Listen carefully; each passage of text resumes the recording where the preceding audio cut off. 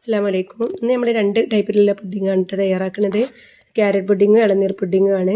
അപ്പോൾ നമുക്ക് ആദ്യം തന്നെ ക്യാരറ്റ് പുഡിങ് ഉണ്ടാക്കാൻ വേണ്ടിയിട്ട് ക്യാരറ്റ് നന്നായിട്ട് കഴുകി വൃത്തിയാക്കിയിട്ട് കുക്കറിലേക്ക് ഇട്ട് കൊടുത്തിട്ട് വേവാൻ ആവശ്യമായിട്ടുള്ള വെള്ളം ഒഴിച്ചിട്ട് അടച്ചിട്ട് വേവിച്ചെടുക്കുകയാണ്.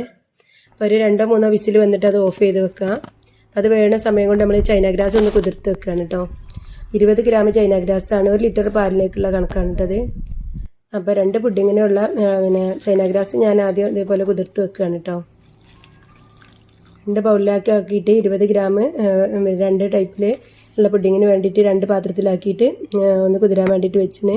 പിന്നെ വേറൊരു പാത്രത്തിൽ 10 ഗ്രാമും കൂടി ഇതുപോലെ കുതിരാൻ വേണ്ടിയിട്ട് വെച്ചിന് കേട്ടോ. എങ്ങനെയാണെന്നൊക്കെ നമ്മൾ ലാസ്റ്റ് ഉണ്ടാക്കുന്ന സമയത്ത് പറയാം.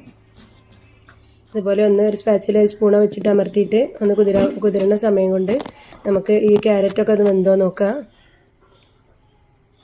അപ്പോൾ ഇതുപോലെ ഒരു ടൂത്ത് പിക്ക് എന്തെങ്കിലും ഒന്ന് വെച്ച് അല്ലെങ്കിൽ സ്റ്റിക്ക് വെച്ചിട്ട് കുത്തി നോക്കണം. പപ്പട പോലെ എന്തെങ്കിലും വെച്ചിട്ടൊന്ന് കുത്തി നോക്കുമ്പോൾ അത് ഉൾഭാഗം വെന്തുണ്ടെങ്കിൽ നല്ല സോഫ്റ്റ് ആയിരിക്കും. അപ്പോൾ അത് നമ്മൾ ചൂടാറാൻ വേണ്ടിയിട്ട് മാറ്റി വെക്കണേ.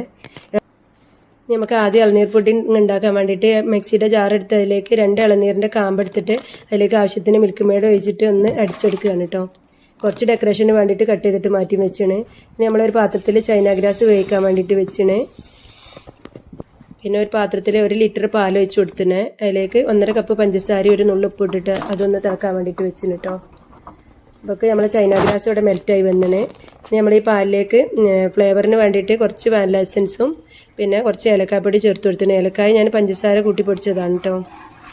അപ്പോൾ നന്നായിട്ടൊന്ന് ഇളക്കിയിട്ട് ഒന്ന് പഞ്ചസാരയൊക്കെ ഒന്ന് മെൽറ്റാണ് വരെ ഒന്ന് ജസ്റ്റ് ചൂടാക്കി എടുക്കുക. അധികം തിളക്കേണ്ട ആവശ്യമില്ല കേട്ടോ. പാല് നന്നായിട്ടൊന്ന് ചൂടായി തിള വരുന്നതിൻ്റെ കുറച്ച് മുന്നേറ്റ് നമുക്ക് ഓഫ് ചെയ്യാം. അപ്പോൾ ഞാൻ ഏലക്കായൻ്റെ ഈ ഒരു കരട് ഇതൊക്കെ അതിന്ന് അരിപ്പടിച്ചിട്ട് നരിച്ച് മാറ്റിയതാണ് കേട്ടോ. നാളെ നമ്മൾ പുഡിങ് കഴിക്കുന്ന സമയത്ത് അതിങ്ങനെ കടിക്കൂല, അതിന് വേണ്ടിയിട്ടാണ്. പിന്നെ ഇതിലേക്ക് മധുരത്തിന് ആവശ്യമായിട്ട് കുറച്ചുകൂടി മിൽക്ക് മെയ്ഡ് ചേർത്ത് കൊടുത്തിന് കേട്ടോ.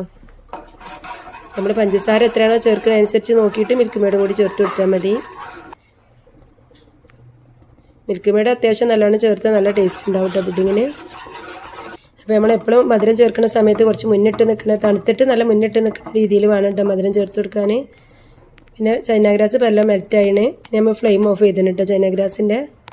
ഇനി നമ്മൾ ഇളനീരൊന്ന് അരച്ചെടുത്തത് ഇതിലേക്ക് ചേർത്ത് കൊടുക്കുകയാണ് കേട്ടോ. ഇളനീര് നിങ്ങൾക്ക് ഇത്ര പേസ്റ്റാക്കി അരച്ചെടുക്കണം എന്നില്ല, ഒന്ന് ക്രഷ് ചെയ്തെടുത്താലും മതിയേ. ഞാനിതുപോലെ അടിച്ചെടുത്തപ്പോൾ നല്ല പേസ്റ്റായി അരിഞ്ഞിട്ടിന്. ഇങ്ങനെ ആകുമ്പോൾ നല്ല ഫ്ലേവർ കിട്ടും.